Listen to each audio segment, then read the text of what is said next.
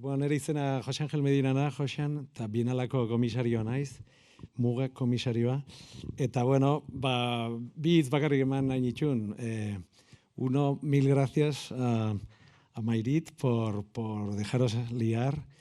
Estamos deseando que hubiera, digamos, sangre fresca, nueva y con muchas ganas para incorporar al contenido de la Bienal, quizá excesivamente en lo arquitectónico. Y francamente nos hacía mucha ilusión tener un contenido así, ¿no?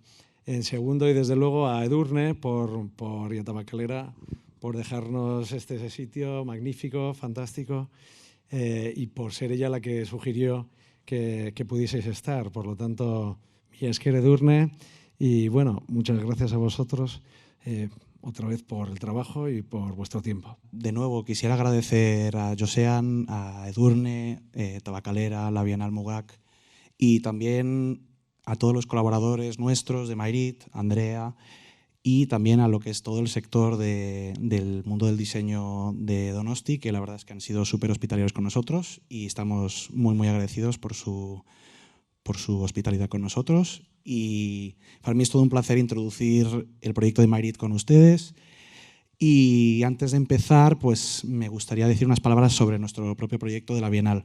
Mayrit es un proyecto que surgió a principios de 2020 como un festival de diseño en la ciudad de Madrid, cuyo principal objetivo era el de apoyar todo un sector de diseñadores jóvenes, tanto madrileños como de toda la península ibérica. Y gracias al éxito de esta primera edición, estamos con todas las ganas del mundo para celebrar nuestra segunda edición y también transformarnos a un formato de bienal. Lo llevaremos a cabo en mayo de 2022 y me encantaría también pues, extender la invitación a todos vosotros y vosotras para que podáis venir en mayo, y nos encantaría, la verdad. Y poco más, la verdad es que Andrea introducirá este proyecto mucho mejor que yo y nada, encantado de introducir a Andrea Celda, que es gestora cultural y productora, y ha estado encargada de desarrollar el proyecto de Mayrit Confluencias, que es una serie de charlas y programa público que tenemos alrededor de toda la península ibérica como una forma de acercarnos y extender nuestro propio brazo a los demás colaboradores y profesionales del sector de diseño para que luego pues, puedan venir a Madrid y colaborar entre todos para fomentar este campo que todos queremos mucho y queremos que mejore al final, que es nuestro motivo de hacer este proyecto al final. Me sumo a los agradecimientos, estamos muy contentas de estar aquí y también acompañadas. Querría también sumar a esto que hablaba la presentación del proyecto de Mayrit que estaba haciendo Miguel. Mayrit, el nombre, o sea, el origen etimológico de Madrid está basado en todo un complejo, como una compleja estructura de acuíferos de su origen musulmán, que significa Mayrit es algo así como fuente o lugar donde hay agua, ¿no? Entonces, también la segunda edición de Mayrit, el año que viene, tiene todo un marco operacional y teórico que se basa muchísimo en analogías del agua, ¿no? Para entender también pues una red de cuidados y de maneras fluidas y un imaginario que de alguna forma para nosotras es importante partir de ahí para trabajar, ¿no? Dentro de ese marco teórico, Mayrit se basa pues, en un comportamiento en red. Para nosotras es muy importante impulsar el diseño formado por conexiones, colectivos, colaboraciones y la co-creación, ¿no? También promover la transdisciplinaridad para trascender así figuras más completas y complejas e innovadoras en el mundo del diseño. Y luego también, por otro lado, que creo que tiene mucho que ver también con las ponentes que me acompañan, es impulsar nuevas ecologías que se centran en estos cuidados hacia otras identidades y géneros, como el cuidado por la materialidad de los procesos y el impacto de nuestra práctica en todo el contexto no inmediato de las ciudades en las que vivimos, que también esto tiene que ver con el tema de la Bienal Mugak, patrimonio o modernidad, ¿no? Y un poco pues, todo el legado y todo lo que queremos de las ciudades, no tanto del futuro, sino también del presente, ¿no? Como diseñadoras o arquitectas. Y bueno, entonces Igor es arquitecto, artista y crítico de arquitectura, parte del equipo del comisariado de Mayrit 2022. Como director de la Oficina Conceptual de Arquitectura y Diseño Common Accounts, que opera entre Toronto y Madrid, su trabajo examina la intersección del cuerpo con la cultura material, tanto online como offline, y se caracterizan por incorporar en su obra nociones que van más allá de lo arquitectónico y que regularmente pasan desapercibidas por la disciplina del diseño, como la muerte, el fitness o la cosmética. Common Accounts ha participado recientemente en bienales como la de Estambul, Seúl y Venecia, y han presentado su trabajo en museos y galerías de Nueva York, Roma, Los Ángeles y Seúl, donde su obra se adquirió para colección permanente del Museo Nacional de Arte Moderno y Contemporáneo de Corea del Sur. Sus trabajos más recientes incluyen la vivienda unifamiliar Don't Let Me Be Lonely en Canadá, Redesign Death para el Cube Design Museum de Holanda, Working Remotely en la Galería A83 de Nueva York, A Section of Now en el Canadian Center for Architecture de Montreal, y Refresh Renew en el Centro Azcuna de Bilbao, que acaba de inaugurar, como parte también como residente de la Real Academia de España en Roma, en 2019. Y luego también ha contribuido a la sección cultural de Babelia del País como crítico de arquitectura. Bueno, muchísimas gracias Andrea por la introducción, y Andrea y Miguel por la invitación, y por supuesto a Tabacalera, a Mayrit y a la Bienal Mugak por organizar esto. Bueno, voy al lío. Bueno, como decía Andrea, mi oficina se divide entre Toronto y Madrid. Mi socio Miles Gertler está basado en Toronto. Y tal y como decía Andrea, un poco el ámbito de trabajo y de estudio nuestro es la intersección del cuerpo con la cultura material, ya bien sea offline o online.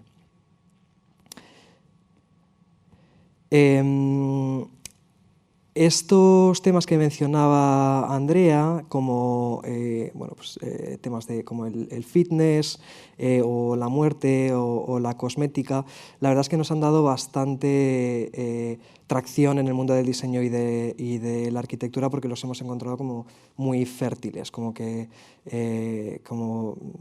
son ámbitos que bastantes pocos arquitectos y arquitectas habían estado mirando en detalle desde hacía bastantes décadas, o así lo entendemos nosotros, y por lo tanto nos parecían entornos bastante fértiles donde hacer arquitectura.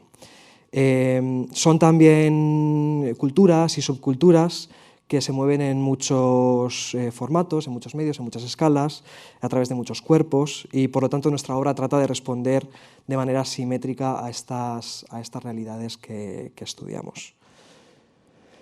Y esta historia empieza en un tráiler de Missouri, con este hombre que se llama John Berlin, que es el primer encuentro significativo entre Facebook y por lo tanto las redes sociales con la muerte. John Berlin, tras la muerte de su hijo Jesse, inicia una rutina de fitness hasta convertirse en un entrenador de un programa de entrenamiento online llamado Beachbody.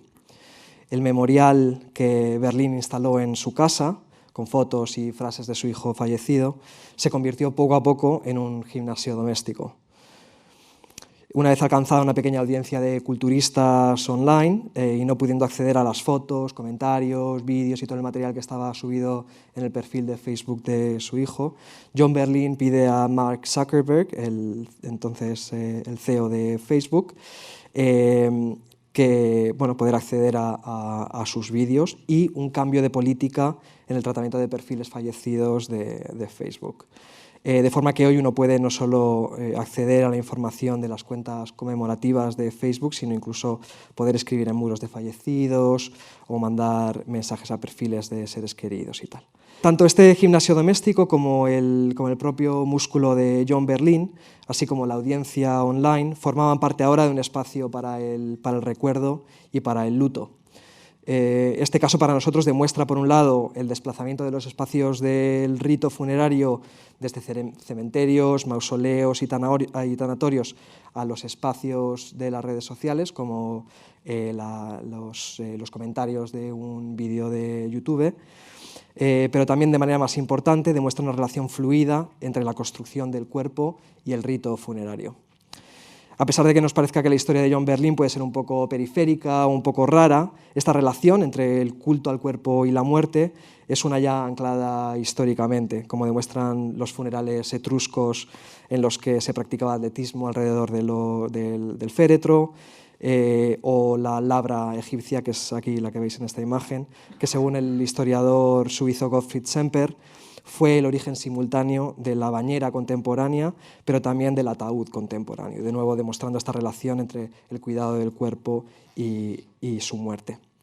El caso militar también ha sido de bastante interés para nosotros por esta misma relación con el culto al cuerpo, sobre todo por la paradoja de una obsesión por los cuerpos musculados en las Fuerzas Armadas, a pesar de que cada vez la lucha cuerpo a cuerpo tiene menos presencia. Y, por supuesto, el inicio del fitness contemporáneo como un esfuerzo militar norteamericano durante la Guerra Fría, en la que se piensa que los cuerpos duros van a ser más duros al comunismo y, por lo tanto, más duros potencialmente a una amenaza nuclear.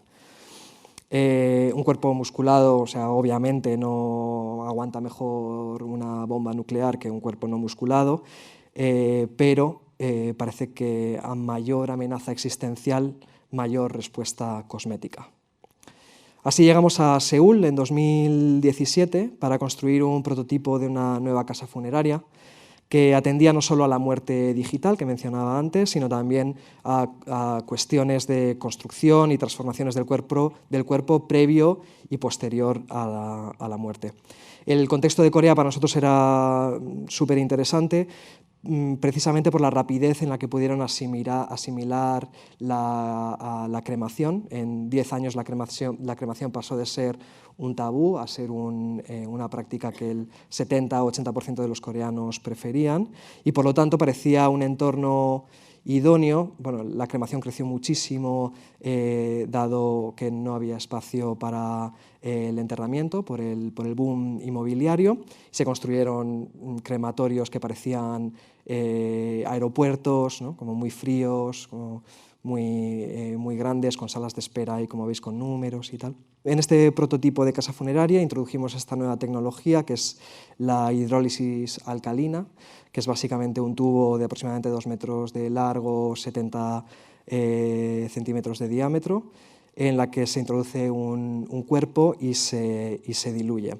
El resultado de este proceso es un líquido, aproximadamente 300 litros de un líquido muy fértil, y lo interesante de esta tecnología es que no solo es muy pequeña y se puede introducir en el ámbito doméstico, sino que no emite CO2. El proyecto entonces cogía este fluido para la fertilización de plantas y flores para que los familiares pudieran pasar a recogerlos unas semanas más tarde. Esta es la máquina de hidrólisis alcalina que estaba, como podéis ver ahí, en el patio de esta casa tradicional coreana, este hanok. La estructura que veis ahí arriba básicamente recogía el fluido que subía desde la máquina por unos tubos, ascendía a esta estructura que colgaba y fertilizaba plantas y flores que estaban ahí. Estas cortinas funcionaban como backdrops para cámaras y focos que estaban instalados para que las familias pudieran ver... tu cara, Miguel, no tiene precio. Para que los familiares pudieran ver la ceremonia funeraria desde casa y pudieran monitorizar el crecimiento de las flores o las plantas fertilizadas con sus seres queridos. Lo que más nos interesaba de este nuevo prototipo era pensar en una arquitectura muy atomizada que se pudiera introducir en las ciudades y, de alguna forma, volver a traer el espacio ritual y el espacio del procesado del cuerpo al entorno urbano, al entorno doméstico.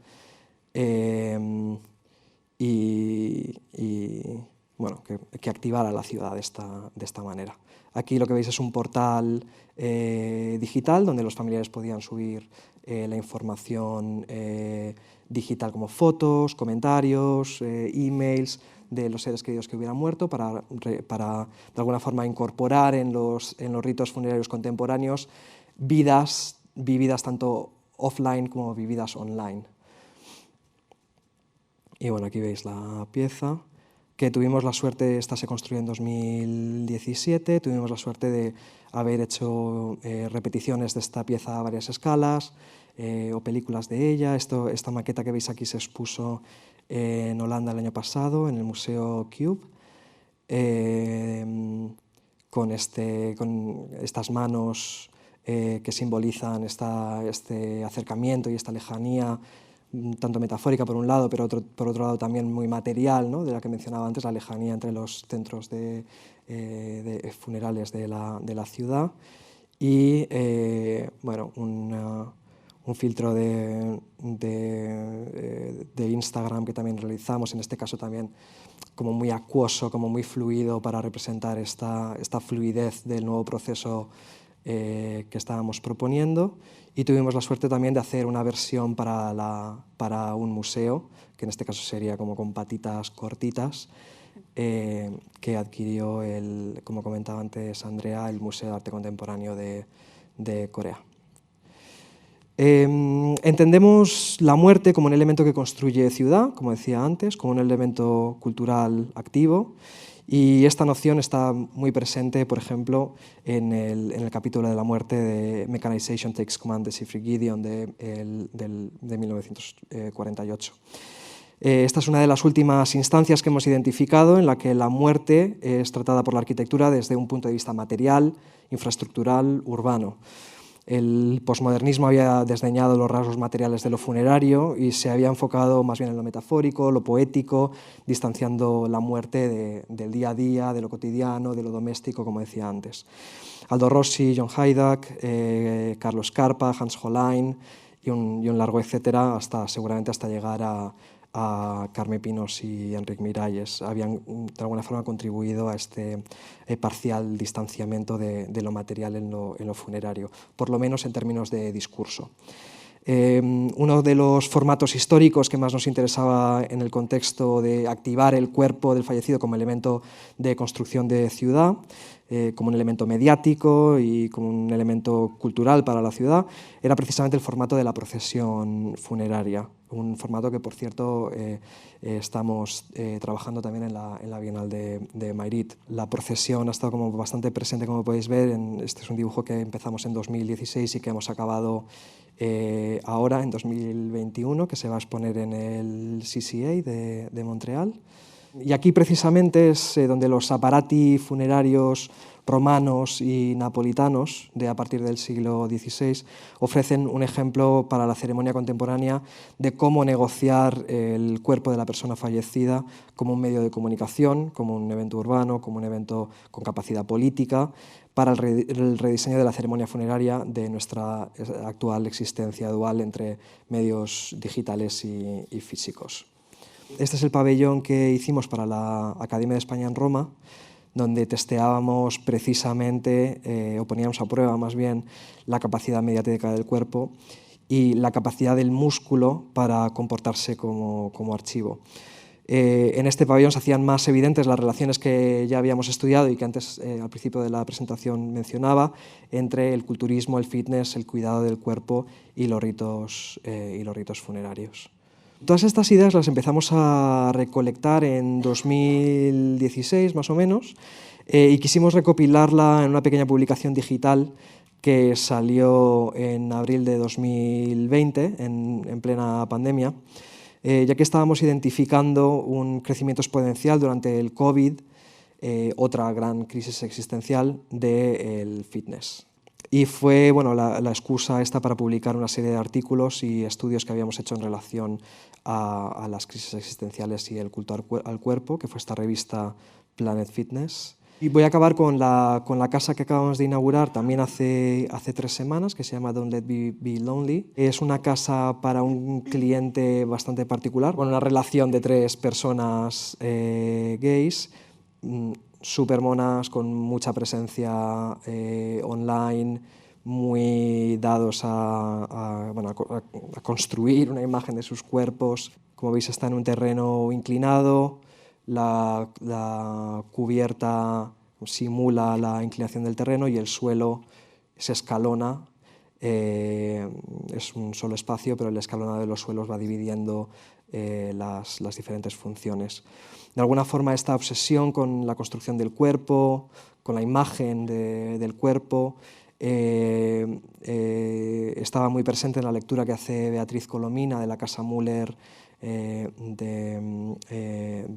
Adolf Loos en 1930, donde, según su lectura, este escalonado y la iluminación es toda funciona como un espacio teatral para el ver y ser visto de la vivienda. Aquí veis como ese espacio principal, con esa escalera que va dividiendo estos espacios. La parte de arriba supuestamente es el espacio de ver, ¿no? Los cuerpos se iluminan siempre frontalmente y veis ese escalonado con esas patas, es uno que quisimos aquí casi copiar literalmente, aquí como podéis ver en este suelo. Todo esto, el tema, ¿no? Como de esta conversación, son prácticas fluidas, que es también lo que habla relacionado con Mayrit, y precisamente el proyecto de Mayrit, como que nuestra idea desde Madrid, pero también hacia el resto de la península, es trabajar en conjunto de diseñadores, arquitectos, y también, o sea, como tener presente que incluso el proceso de un arquitecto o arquitecta también tiene toda esta parte como de investigación y puede derivar en distintas formas y formatos. Entonces, bueno, querría presentar a Ainhoa Garmendia, que es ingeniera de diseño de producto de Donosti. A menudo utiliza materiales naturales en sus diseños para crear concienciación sobre temas contemporáneos, como la sostenibilidad. En los últimos años ha llevado un estilo de vida nómada viviendo en Helsinki, Madrid, Italia, Portugal y recientemente en Bali, donde completó un año trabajando en Indonesia, aprendiendo su artesanía tradicional y rituales naturales. Actualmente, de vuelta en San Sebastián, continúa sus colaboraciones como diseñadora en su estudio. Entre sus experiencias profesionales destacadas, ha trabajado para la marca de moda sostenible EcoAlf, en el equipo de diseño Fábrica, Design Center, en el estudio de Patricia Urquiola, y también en talleres de porcelana Vista Alegre y en el estudio Jenkel en Bali. También es profesora en la Universidad Tecnun y en Tabacalera dentro de la comunidad de Precious Plastic. Como bien ha dicho Andrea, yo estudié Ingeniería de Diseño Industrial aquí en Donosti. Y bueno, hoy lo que he venido a contar es un poco un proceso, ¿no? Unos viajes que he estado haciendo. He tenido la oportunidad de viajar y he estado trabajando en diferentes estudios, tanto en Europa como en Asia, y me gustaría hoy pues, un poco mostraros ese proceso creativo que hay detrás, desde un poco el punto de vista del diseño, no tanto el arquitecto en este caso, pero bueno, he tocado algunas veces la arquitectura, entonces me gustaría un poco, bueno, desde un ámbito más creativo, mostrar humildemente un proceso creativo que hay detrás, ¿no? Muchas veces no se suele contar, se suele mostrar solo la imagen final, y bueno, lo que me gustaría mostrar hoy es todo el trabajo que hay detrás, ¿no? Sobre todo para pasar a la acción. De esta manera comprendo también cómo el diseño puede ser una herramienta, ¿no? de transición hacia la acción. Digamos que se plantean algunas temáticas, incluso qué responsabilidad tendría un diseñador, ¿no? A la hora de crear. Yo bueno, he tenido la oportunidad de trabajar en diferentes espacios y es bonito, ¿no? Cómo puedes traer tu inquietud en un estudio un poco grande, en hombres que un poco tienen bastante influencia. Entonces es bonito un poco ver, ¿no? cómo mancharnos las manos, y es un poco eso, ¿no? Cuando uno mismo vive en primera persona, ¿no? Cuando vive, ¿no? La experiencia en primera persona de mancharse las manos y hacer todo el proceso uno mismo, se da cuenta, ¿no? Del trabajo que hay detrás, del proceso que hay detrás, de cómo el artesano está trabajando, de dónde viene el material. Es súper interesante. Todas estas historias comienzan en esta silla. Es una silla de plástico reciclado del río Urumea y también de nuestros mares aquí. Es el proyecto Sea Search Project. Este proyecto se elaboró cuando todavía no existía Tabacalera como edificio. Lo estuvimos desarrollando en los laboratorios de Iriki Labs, en el edificio de bomberos. Este fue un proyecto que bueno, se propuso también desde el equipo de Iriki Labs y colaboré con otras 5 o 7 chicas para hacer el proyecto, que era un proyecto open source que estaba online, tú te lo podías descargar y literalmente efectuar este proyecto en tu casa, entre comillas. No lo recomiendo a todo el mundo hacerlo porque ya os contaré que no fue muy fácil, pero bueno, la idea fue que construimos nuestra propia máquina o nuestra propia horno para reciclar el plástico, en este caso, y así pues con unas cuantas mascarillas y el horno nos fuimos al monte a reciclar el plástico. El plástico fue recogido, como bien he dicho, de haber hecho la limpieza en el río Urumea y también bueno, de nuestras casas, y con moldes y básicamente herramientas súper primarias, bueno, construimos como pudimos este primer taburete.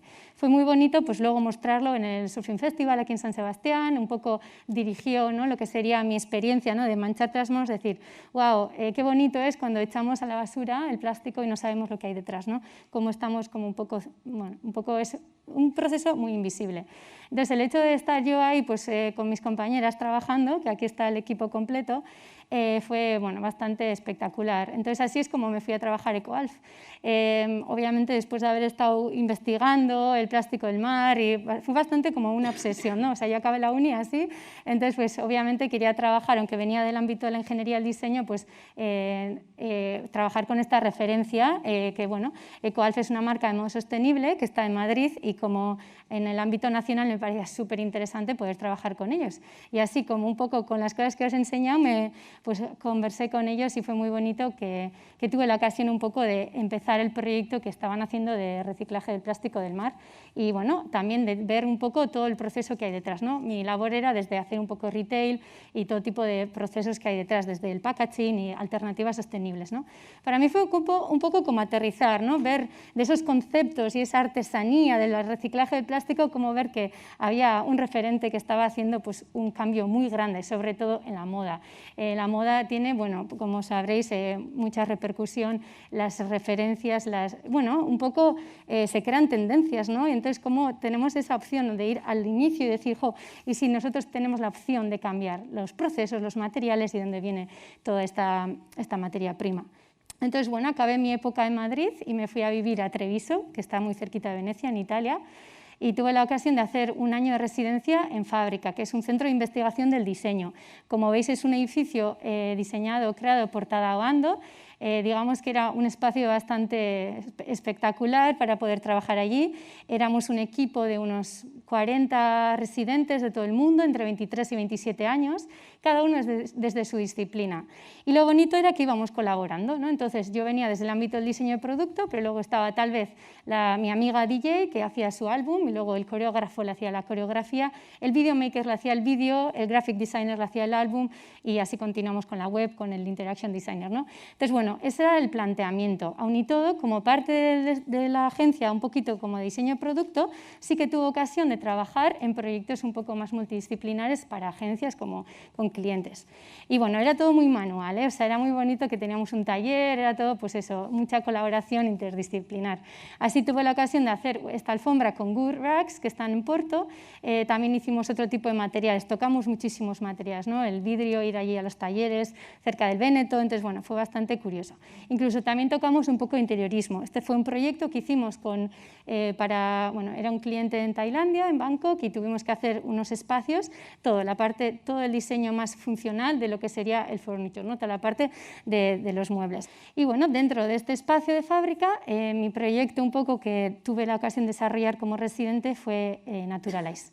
Naturalize es una hamaca que fue un poco curiosa cómo empezó el proceso. Yo venía, ¿no? Pues como habéis visto, de reciclar yo misma el plástico, etcétera, etcétera, y digamos que quería un poco abandonar ese ámbito. Y bueno, casualidad leí esta referencia, que es esta tribu que está en el norte de la India, se llama la tribu Khasi, y ellos literalmente durante generaciones están construyendo puentes gracias a, iban guiando las ramas de los árboles, ¿no?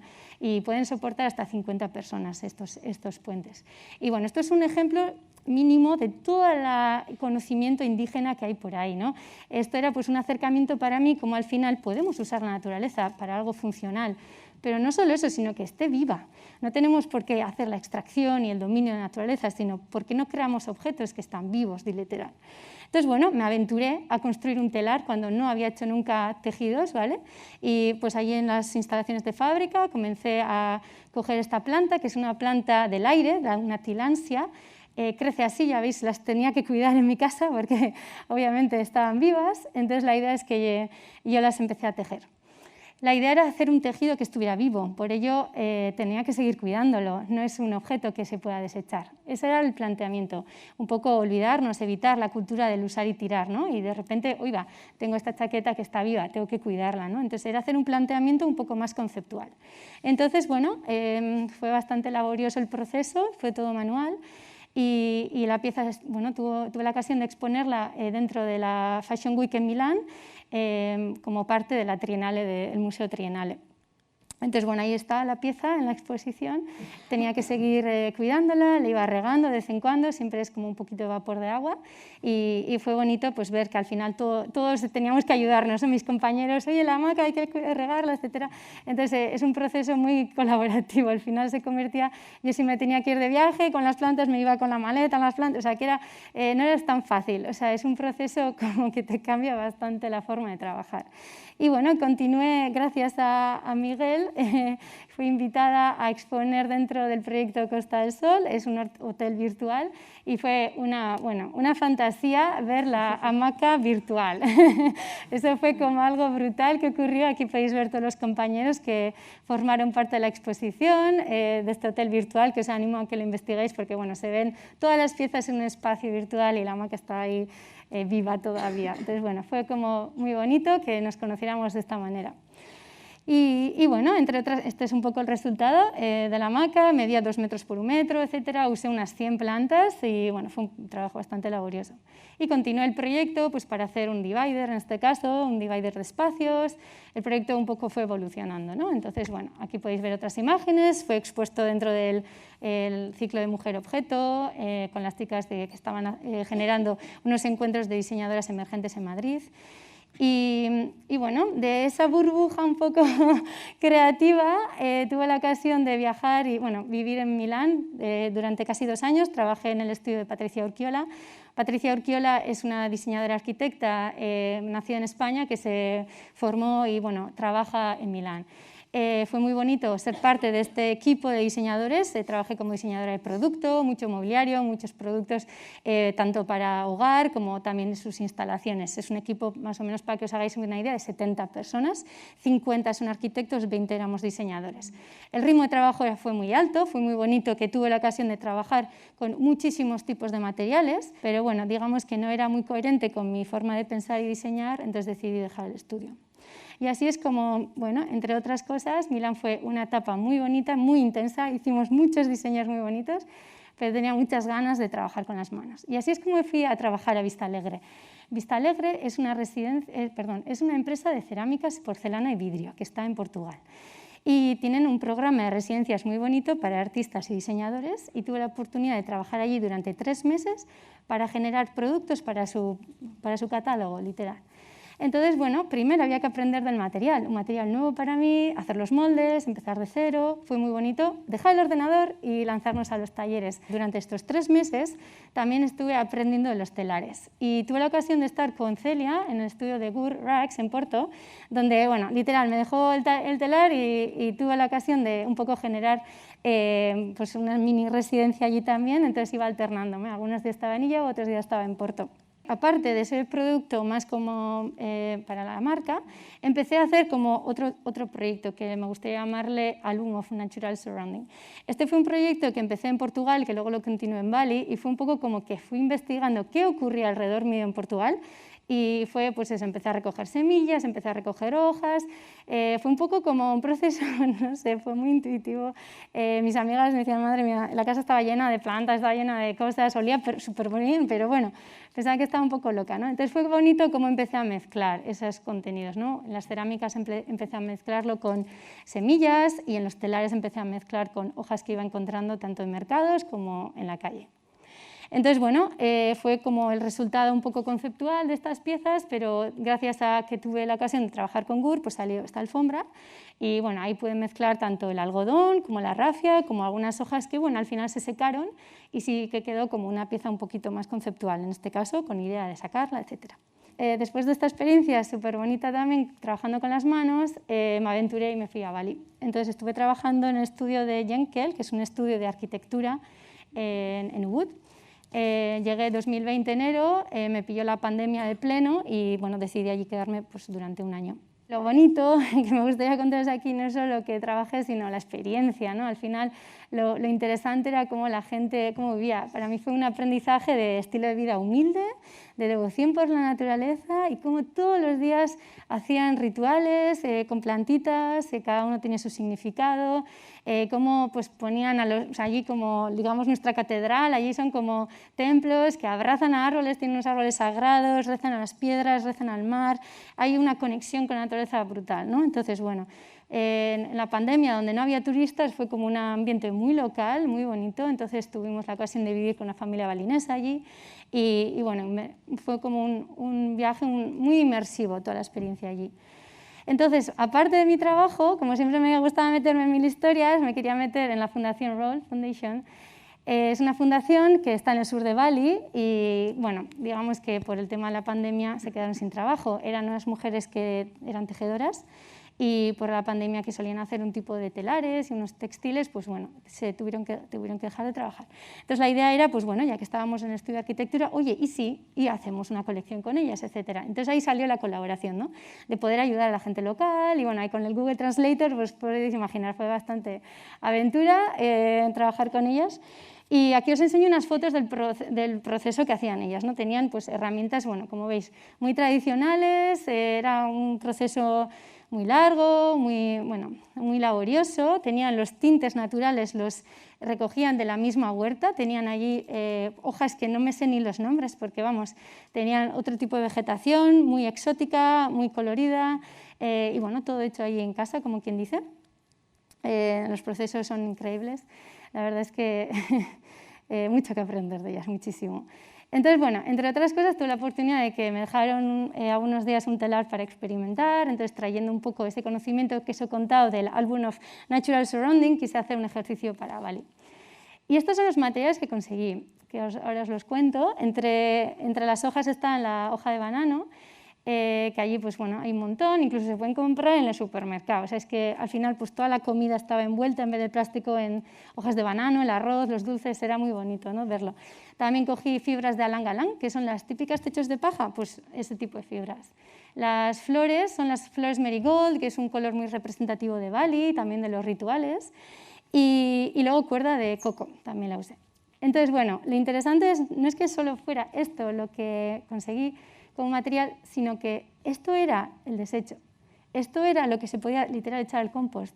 Entonces también era como un proceso muy circular, ¿no? Y decir, wow, es que tampoco he generado mucho desecho, tal vez sí con los viajes en moto y tal, que ahora os voy a contar, pero el material de por sí era parte de la naturaleza.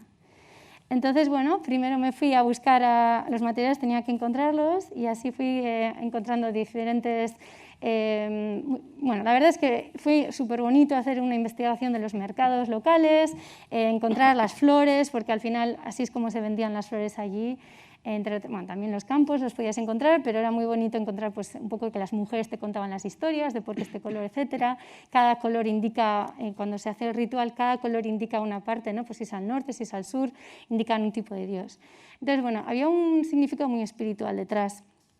Y bueno, así, transportándolo al estilo balinés, me monté la moto con todos los materiales, que también eso fue una aventura y me gusta también contar. Y bueno, me fui metiendo todos los materiales dentro del telar. Desde la flor, que al final se quedó, pues la muestra la tengo en casa, hoy no he podido traerla, pero al final pues todas las fibras se quedaron un poco secas, digamos, manteniendo el color y las flores también mantuvieron el color. Entonces fue muy bonito cómo quedó. Mezclé obviamente con el algodón que estaba teñido, con los tintes naturales que ellas generan allí, en el espacio de Roll Foundation, y esto fue un poco el proceso, esto es lo que salió de allí. Es un poco conceptual, es un proceso que me hubiera encantado estar allí más y generar ahí otro tipo de relaciones con las artesanas, generar alguna colección, pero bueno, por cosas de la vida me tuve que volver a San Sebastián Y bueno, aquí seguimos trabajando, como siempre. Entonces os voy a contar más cositas. Entre otras cosas, estamos aquí metidos en Precious Plastics, aquí en Tabacalera, con mis compañeros Iker Babaz y Gorka Sánchez, que están ahí detrás con nosotros. Estamos reactivando el taller, básicamente, que son máquinas que se construyeron aquí para el reciclaje de plástico y literal por la pandemia se había parado el proceso, entonces los estamos reactivando. Con ello pues hemos estado colaborando en los últimos meses con el barco ecoactivo Mater, que está en Pasaya, y con ellos hemos estado haciendo talleres para, primero, recoger el plástico del mar, que es lo que suelen hacer ellos, y además darle una segunda vida a este desecho. Y así pues hemos estado con algunas escuelas trabajando en el plástico reciclado, con una estampadora que ellos mismos en el barco habían adquirido. Entonces era muy bonito, ¿no? Los niños iban a recoger el plástico del mar, pero luego lo reciclábamos y se llevaban a sus casas un objeto de concienciación, un objeto un poco característico. Entonces, bueno, este ha sido un proyecto que estábamos trabajando, pero aquí arriba, en el segundo piso, que os invito a venir cuando queráis, los miércoles solemos estar, aquí sí estamos reciclando el plástico, no como la silla que os enseñé, porque eso era otra historia. Aquí sí, por fin tenemos las máquinas. Entonces aquí nos veis en acción. Hemos estado pues, trabajando en diferentes talleres usando las máquinas. Está la extrusora, está el horno, está la trituradora y hemos ido generando un montón de piezas. Todavía está en fase un poco de investigación, pero ya tenemos cositas que iremos enseñando, pero aquí os enseño algunas pruebas que hemos hecho. Desde algunas placas que hemos generado, hemos hecho una especie de plastic cakes con unos moldes y jugando un poco con el plástico que íbamos recogiendo tanto del Mater, pero sobre todo de la impresora 3D que teníamos ahí arriba. Y hay un cubo gigante donde la gente nos trae sus basuras, entonces estamos ahí como diciendo, mira, os he traído el rosa, os he traído el naranja. Y es bastante gracioso cómo la gente empieza como a venir y se está generando una comunidad ahí. Entonces, entre otras cosas, que hemos hecho un montón de cosas, hemos generado este tipo de taburetes que han quedado bastante graciosos. Ay, ya me he saltado.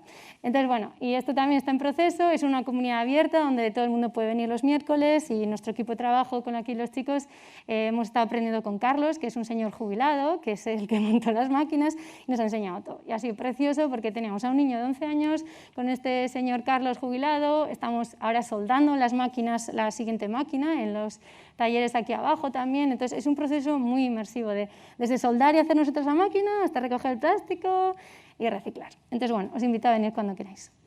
Y ya por último, este es el proyecto que luego los chicos de Moduz también van a contar, pero también es bonito contar un poco lo que hay detrás del proceso, igualmente como os he ido contando. Este es un Sareazi, es una pieza que está aquí en Cristinanea hasta el 8 de noviembre de este mes. El lunes ya lo desmontamos, hasta un mes. Y es una pieza donde un poco reflexiona, digamos, la unión con el parque o lo que hemos estado hablando, ¿no? Generar plataformas donde la naturaleza literal tenga espacio para crecer. Y bueno, este es un poco el proceso que ha habido detrás, que ha sido bastante guay. Hemos estado trabajando con Rocco Roncuzzi, que me ha estado ayudando en la parte de la madera para construir la pieza. Y luego la red la hice yo misma, me hice un telar, un poco así casero, fui a comprar las cuerdas aquí mismo en San Sebastián. O sea que ya veis, desde la bici, que no os he dicho, pero bueno, la bici iba comprando el material de madera, me lo llevaba al taller ahí de Rocco en Amara, entonces ha sido bastante como casi, no sé, kilómetro cero, no sé cómo llamarle, pero ha sido muy local todo. Entonces bonito también, como os contaba las historias de antes de localidad, pues también llegar a Donosti y contar historias así, ¿no? Y bueno, sin tener casi mucha idea de hacer una red, pues me aventuré a hacer la red yo misma con cuerda de cáñamo. Y bueno, y salió así la pieza al final. Luego enredé pues una planta, Dichondrea repens, que es una planta tapizante, y la idea es que al final yo no construía el telar, ¿no? Que fuera la planta quien lo hiciera. Y es bonito como al final, ojalá en un futuro, ¿no? O sea, esta pieza tampoco representaría eso, ¿no? Pero como al final la naturaleza diseña, crea y se preguntará uno, ¿esto ha sido fabricado o ha sido cultivado, ¿no? O sea, sería bonito que hubiera un proceso casi de biofabricación y que la misma naturaleza vaya pues, creando espacios que nosotros les damos una vía, ¿no? Una plataforma para crecer. Entonces, bueno, ya está. Eso es un poco todo. Me gustaría hacer una pequeña conclusión con estas frases, que podríamos aquí estar un buen rato, pero simplemente que la naturaleza no entiende el significado del residuo, que es al final algo cíclico, mucho que aprender, y que todo lo que hacemos regresa a la tierra como comida o veneno. Entonces es interesante aquí que, si habéis visto, no he puesto la palabra sostenibilidad en ningún momento escrita, Es una palabra que se está ya manoseando mucho, por eso que bueno, también es algo a cuestionar, ¿no? Un poco qué entendemos como sostenibilidad. Se habla mucho de que es un proceso en el cual no comprometemos, ¿no?, los recursos de las generaciones futuras. Sin embargo, la sostenibilidad es un concepto que, si os ponéis a pensar, los estamos sosteniendo, los estamos dejando ahí como está. Pero en un sistema donde sabemos que es un sistema que no funciona, no estamos avanzando, no estamos mejorando, ¿cómo podemos sostenernos en un sistema así? Entonces, por eso se hablan de sistemas regenerativos, ¿no?, de procesos regenerativos, materiales o incluso dentro de las comunidades. ¿Qué significa? Al final, no nos tenemos que sostener, tenemos que crecer, tenemos que vivir, tenemos que mejorar, ¿no?, lo que tenemos ahora. Entonces, es lo que se busca un poco, ¿no?, tener espacios o sistemas donde podamos mejorar. Uno, el medio ambiente, pero también nuestras relaciones con las personas, ¿no? O sea, trabajar en sociedad, trabajar en comunidad. Y se habla mucho del reciclaje y también, obviamente, es súper cuestionable. Se manifiesta, ¿no?, el second hand y todo este tema, pero muchas veces ponemos como un poco la fuerza en el reciclaje o, yo qué sé, en este tipo de el reuse, todas las R's, ¿no? Y nos estamos olvidando que estamos generando unas injusticias sociales muy fuertes. Toda la ropa del second hand llega a Ghana. En Ghana hay es algo espectacular si os ponéis a mirar. Todos los desechos de las ropas acaban en Ghana y al final lo que está ocurriendo es que estas mujeres están teniendo, pues bueno, están trabajando con tintes para reparar las ropas, están generándose, pues bueno, digamos que una injusticia muy grande, todo por tener second hand. O sea que al final hay que andar con cuidado, ¿no? Que es muy fácil dar como, bueno, otra vez nos hacemos un poco invisibles en el proceso y es bonito un poco replantearnos exactamente qué significa la circularidad, qué significa la sostenibilidad. Y bueno, son puertas que las dejamos abiertas para que obviamente las podemos debatir. Y ya como último, me gustaría hacer una pequeña reflexión, un poco que vaya del antropocentrismo al ecocentrismo, que qué significa esto. Al final, ahora estamos hablando del antropoceno y de cómo tenemos siempre el punto de vista de la persona y siempre se dice, ¿no?, que esta época, o sea, el antropocentrismo al final es una era geológica donde el ser humano ha empezado a crear materiales, ¿no?, como serían plásticos o casi los sedimentos plásticos, etc. Digamos que es casi una fuerza geológica y se le está dando tanto poder que es como, por favor, que sea lo más rápido posible y que desaparezca. No tenemos ni que ponerle énfasis a eso, sino que tenemos que hablar de la fuerza de la naturaleza. Por eso tenemos que centrarnos en cómo la sostenibilidad puede ser, lo vuelvo a decir, pero bueno, una cultura del respeto y del cuidado y que podamos generar encuentros para mejorar y crecer, lo que hablábamos, ¿no? Por eso un poco lo del ecocentrismo. Y bueno, para acabar, voy a leer esta cita y obviamente cualquiera que quiera comentar, yo no la respondo, pero me gustaría tener vuestra opinión. La leo aquí. Los diseñadores que no consideran el impacto de su trabajo en el planeta deberían ser despojados del título creativo. Si tu trabajo daña el planeta, ¿realmente eres un creador o un destructor? Raquel Ares y Yonander Aguirre son miembros del colectivo Modus, que tienen esta exposición en el Cristina Enea, que os recomiendo muchísimo que vayáis. Modus es un colectivo formado por diseñadoras y arquitectas con base en Donosti. Organizan exposiciones y acciones con el objetivo de investigar sobre las diferentes funciones del diseño y su relación con nuestro entorno. Su intención es hablar de la importancia del diseño como herramienta fundamental para mejorar nuestra sociedad, desde un ámbito doméstico hasta una escala global, tomando decisiones que pueden generar cambios positivos en el medio ambiente, en nuestra forma de consumo o simplemente en nuestro confort. Modus pretende además, mediante sus actividades, ser un punto de encuentro y dar visibilidad al trabajo de jóvenes diseñadores vascos. Yo creo que todos los que estamos allí, de alguna manera, somos perfiles que simplemente decir arquitecto, simplemente decir diseñador, simplemente creo que es un término que se queda un poco cojo y de alguna manera sí que empezó como una especie de ejercicio de decir hagamos algo, ¿no? Y hagamos algo juntos, ¿no? Que va en paralelo con muchos otros procesos que creo que están pasando también en Donosti, ¿no? De intentar juntarse y generar cosas, ¿no? Y entonces eso, Fran empujó mucho en aquel verano de 2019, que ya queda creo que un poco lejos, y allí nos juntamos pues los que estamos, más Julen Usía, Miquel Gárate y otros tantos, con un planteamiento muy, muy sencillo, que era básicamente hacer un taburete. Y básicamente con ese primer ejercicio, quizá vamos a ir moviendo... Bueno, salió primero una primera exposición, después de muchísimo tiempo, porque hay que decir que nos reunimos en ese primer planteamiento de verano de 2019, Y la exposición, que luego al final acabó concretándose un poco en estas 12 piezas de estos 12 taburetes, pues pasaron casi año y medio, ¿no? Porque sí, al principio nos flipamos bastante pensando que lo íbamos a conseguir diseñar, fabricar, montar, organizar, inaugurar y de todo ese mismo año, pero la realidad nos puso en nuestro sitio. Y aparte nos puso problemas, más allá de la definición de las piezas, también hay un problema también de cómo hacemos, cómo nos enseñamos, o sea, cómo exhibimos ese trabajo, ¿no? Yo creo que también es importante hablar no solamente del trabajo individual de cada uno, sino de que, como colectivo, cuando nos acercábamos a instituciones o empresas y queriendo montar esta exposición, pues nunca encontrábamos como el lugar o nadie muy bien veía sitio para esto. Y al final la primera exposición se hizo dentro aquí de Azpi Cultural Cartea, de los que somos varios de los que estamos por aquí, dentro del programa ATEA, que es un programa de exposiciones que tenemos ahí en Azpi, y entonces allí, dentro de ATEA 4, se hizo la primera exposición con todas estas piezas. Sí, que aquí la premisa simplemente era diseñar algo para sentarse. Tirita podía estar dentro de una pieza como más dentro de nuestra práctica habitual, y en cambio con Ofelia lo que hicimos fue desarrollar una idea que teníamos desde hacía tiempo, que era qué hacer con los residuos de papel, cartón, etcétera, que generamos en el estudio, porque tenemos en nuestro estudio tenemos un pequeño taller de fabricación digital y trabajamos mucho con lo material y generamos muchos residuos.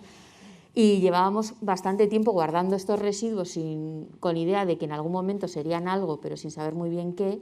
Y al enfrentarnos con este ejercicio, pues pensamos que podía ser un buen momento para utilizar ese residuo de papel y convertirlo en un objeto para sentarse. Como ha dicho Yolanda, diseñamos un molde que hicimos con impresión 3D en PLA y luego con los residuos de papel mojados. Por ejemplo, esta es la pieza de Caino y Laizola que hizo después de sus visitas de obra, ¿no? Que básicamente diseñó junto con los que doblaban la ferralla en la obra, que él como arquitecto pues tenía varias obras en aquel momento, y esto era básicamente cómo replicar ciertos muebles que se hacen con ferralla los obreros en la obra, y que por ejemplo ahora es una de las sillas que más utilizamos en Azpi porque es como muy útil para salir fuera. Luego Jorge, estudio primo, hizo dos taburetes que son dos versiones de la misma pieza, algunos en forma de taburete y más de banco, ¿no? En una con un lacado transparente y en la otra con lacado azul. Luego Fraca Design Studio, que había dos piezas muy diferentes, ¿no? La pieza 7, si no recuerdo mal, que se llamaba, hecha de un listón de sección 7x7, y luego otra pieza que es más altiana, ¿no? Ahí un poco como el jarrón de Álvaro Alto, pero en inox. Y bueno, y luego pues mi pieza, habla tú de mi pieza, ¿no? Sí. O sea, también me ha gustado mucho que en nuestro caso hayas dicho que hemos hecho dos piezas porque somos dos y el resto de gente ha estado haciendo dos piezas tranquilamente. Es verdad, porque en su caso no tiene justificación. Muy bien. No, pero, explica tu pieza con la baldosa típica. Y en mi caso, yo lo que tenía muchas ganas de relacionarme de alguna manera con un elemento que me parece como muy importante dentro del diseño de Donosti y que muchas veces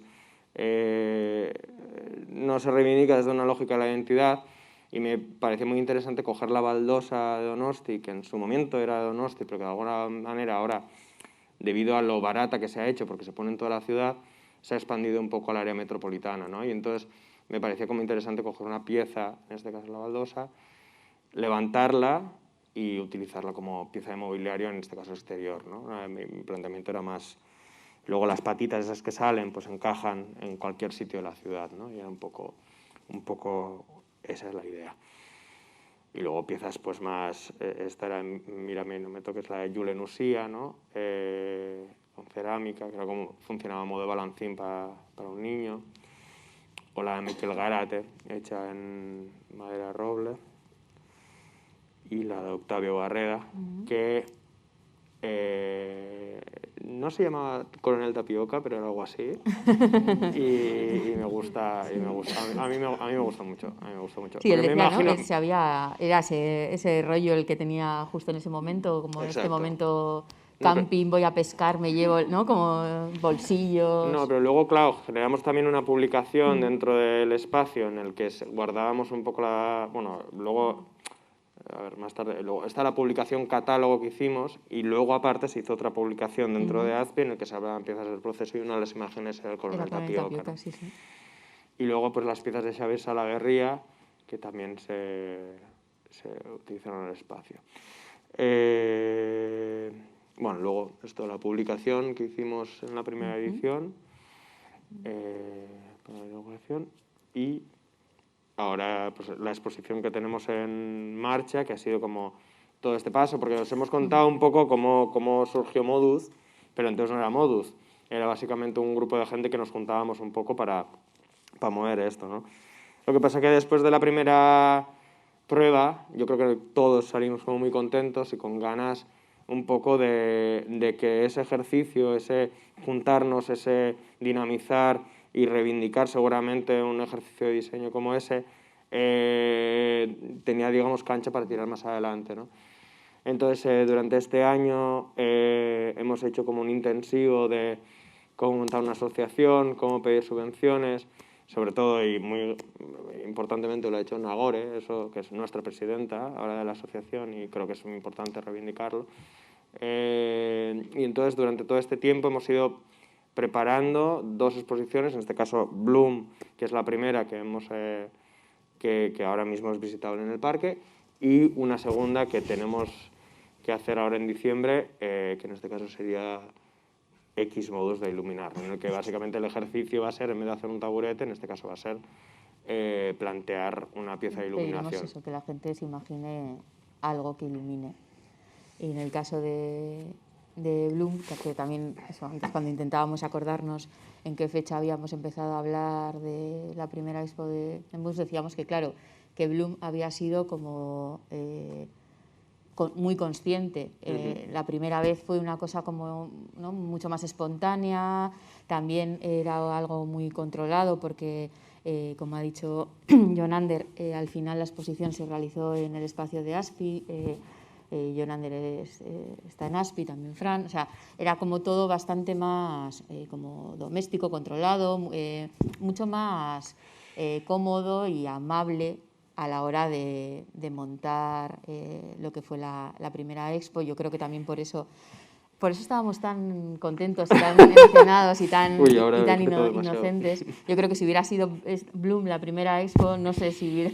Bueno, sí, porque estamos muy contentos. Pero bueno, que esta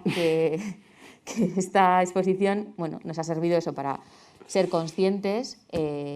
También ha sido el momento de repensar, ¿no?, de pensar un poco en cómo queríamos que fuera la asociación, qué queríamos hacer con la asociación, y hay un poco esa reflexión de queremos hacer que cosas, expos, eventos, lo que sea, de diseño, para que se ponga en valor la utilidad del diseño, para que la gente, cualquier persona que se acerque a nuestras expos o nuestras acciones reciba un poco esto tiene valor porque, ¿no?, el diseño aporta valor y hace mejor a la ciudad y hace mejor la vida de las personas en la ciudad. Y además, como ya constituidos como sociedad, con esto en la cabeza y con un poco interés también de, que es también lo que has dicho tú en la presentación,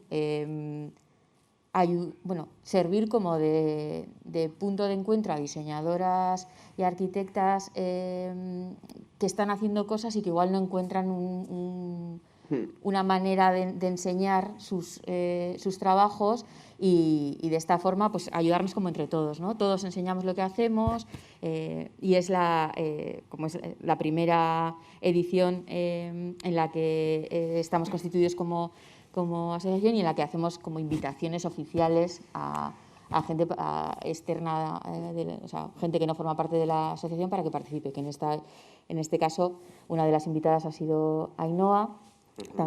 También invitamos a Mara Montes, que es una artista textil vizcaína, luego a Beñat Yabenchane del Estudio de Arquitectura BEARC y a Salomé a Salomé. Walker-Nagel, que es una arquitecta francesa, pero residente en Pamplona. El planteamiento yo creo que surge un poco de... bueno, queríamos hacer algo y empezamos a ver qué ideas teníamos de qué cosas nos podían apetecer hacer o veíamos sentido hacer, y yo creo que surgió de una idea de Jorge que tenía también un poco que ver con... Claro, esto fue después de salir de... Bueno, había pasado ya toda el confinamiento, la parte como más restrictiva de la pandemia, y estaba esta obsesión que teníamos todos de estar en la calle, al aire libre, ¿no? En cuanto dejaron salir el primer día que se podía salir, la gente, en plan 6 de la mañana, gente por ahí paseando como loca, o sea, en plan, ¿no? Todos queríamos estar un poco en el exterior. Y Jorge tenía un poco como esa idea de hacer algo en el exterior y también algo que te hiciese reflexionar sobre cómo estás en el espacio, en este caso natural urbano. Como ha dicho Raquel, obviamente el planteamiento era muy, iba a decir muy laxo, pero muy abierto, tan abierto que al final una de las piezas, ¿no?, era un juego de mesa sobreescalado sobre un espacio natural hecho en algodón, ¿no? Esta era la pieza de Amara Montes, que en este caso cogía el juego de 3 en raya y lo convertía en un edredón gigante que colocaba sobre el parque. Luego, por ejemplo, esta es una de las piezas que hicieron conjuntamente Arquimaña con Jorge Primo, que en este caso era una reinterpretación del baco tradicional de fundición que hay en Donosti con las tablillas de madera. En este caso era hacer una reinterpretación del mismo. La pieza Raíl de Fran Fraca, que en este caso cogía un elemento tan urbano como es iba a decir guardabarros, pero no es guardabarros, el handrail, sí, el pasamanos. Decir handrail es pasarme de listo, pero realmente es lo que me ha venido a la cabeza. Sí, no te quería comentar, pero... Sí, no, pero luego lo hablamos. Pero realmente, ¿no?, cómo utilizar ese elemento y generar una pieza de mobiliario, ¿no?, como si fuese un desecho, ¿no?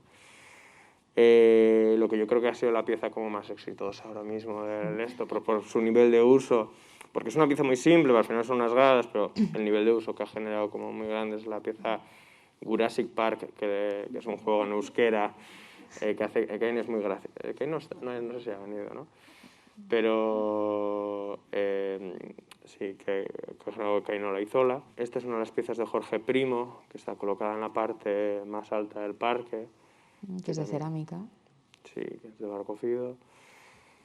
Luego mi pieza, que es una pieza muy sencilla, que tiene esta pinta de pastilla, que en este caso es una pieza de señalética para el arbolado, que coge la inspiración, digamos, gráfica de la típica chapa de nucleares no gracias, pero digamos revertido y dándole otro significado.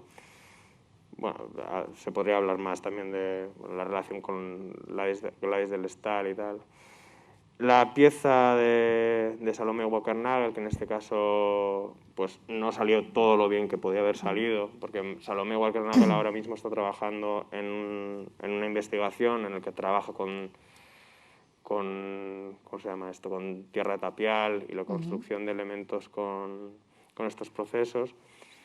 Pero claro, tenemos unos tiempos y tal, llegó la tormenta del siglo. Sí, es un ejemplo también de cosas que aprendes, ¿no? En este caso igual esta pieza tenía más sentido desde el proceso y ¿no?, desde ver ella cómo trabajó hasta conseguir las 3 piezas y tal, como, ¿no?, y quizás eso es interesante incluso para nosotros como para pensarlo, ¿no?, que muchas veces pensamos las piezas como producto. Y igual, pues bueno, al final como el resultado como pieza a exponer no es tan valioso como el proceso que te ha Exacto. llevado a la pieza. El Sareazi de Ainhoa Garmendia, que ya hemos visto antes, con la mascota de esta edición, que es el hombre de paja, los de Bearc, que hicieron este banco al lado del estanque. Sí. Bueno, forma parte de un sistema que tienen ellos ya de modular para hacer mobiliario urbano, y hicieron, bueno, repitiendo el módulo 4 veces, una especie de barco para poner en el estanque. Y luego, o sea, esto explicado tú, Artimaña, que es el pequeño, Esta es la pequeña capilla del amor. la Capilla del Amor, sí. Estábamos dudando entre ese nombre, Capilla del Amor, o Cuniculum, que es el que le pusimos, que es una especie de, es como madriguera en latín o algo así. Y pues esta pieza va un poco en línea de lo que ha dicho al final Ainhoa, de pasar del antropoceno. Ella has dicho ecoceno, me parece, ¿no? Y nosotros utilizábamos el bioceno, que también es un término que se usa, y poner eso, porque no queríamos probar a diseñar algo que no solo estuviera pensado para el ser humano, y jugamos a hacer una especie de nido en el que la parte de abajo sí que tenía una escala un poco más humana. De hecho, puedes entrar dentro y estar sentado dentro, pero nos apetecía también generar como un espacio en la parte superior en la que, llenándolo de vegetación, también Iñaki puso unas uvas, queríamos como atraer al resto de visitantes de Cristilanea o de habitantes de Cristilanea, como son pues pájaros o otros insectos o animales que están en el parque, y que pudieran utilizar también la pieza. La última pieza de Jorge Primo, que es una pieza de 250 kilos de piedra arenisca, que es como una especie de El dato. El dato es importante. Y creo que ya está. Y esto es un poco el trabajo que el colectivo, la asociación ha ido generando durante pues este año y medio largo. Y eso, yo creo que lo más importante es igual subrayar el planteamiento de que una vez hecha esta segunda edición, el planteamiento es ahora hacer una tercera y seguramente una cuarta y una quinta, y activar, o sea, ser que Modus sea como un punto de activar la idea del diseño dentro de no sé si el territorio es Donosti, es Euskal Herria, o cuál es el límite que nos ponemos, pero al final es generar un debate sobre todo esto y poner un debate también en todo el proceso que hemos tenido, ¿no? Y que además es un debate que ahora mismo tenemos pendiente, un poco de todos los pequeños problemas que nos han ido saliendo, ¿no? Con cada una de las piezas, un problema muy grande que hemos tenido con el vandalismo, ¿no? Como tú piensas una pieza, le sacas una foto y te crees contento, pero luego vandalismo, por ejemplo, de mis piezas quedan 2, creo, de las 5 que había en el parque. Quiero decir, y esos debates, digamos, ¿qué nos aportan a nivel de diseño, ¿no? ¿Cómo puedes aprender a partir del diseño, a partir de los errores que vas generando, ¿no? Que creo que es lo más interesante de alguna manera.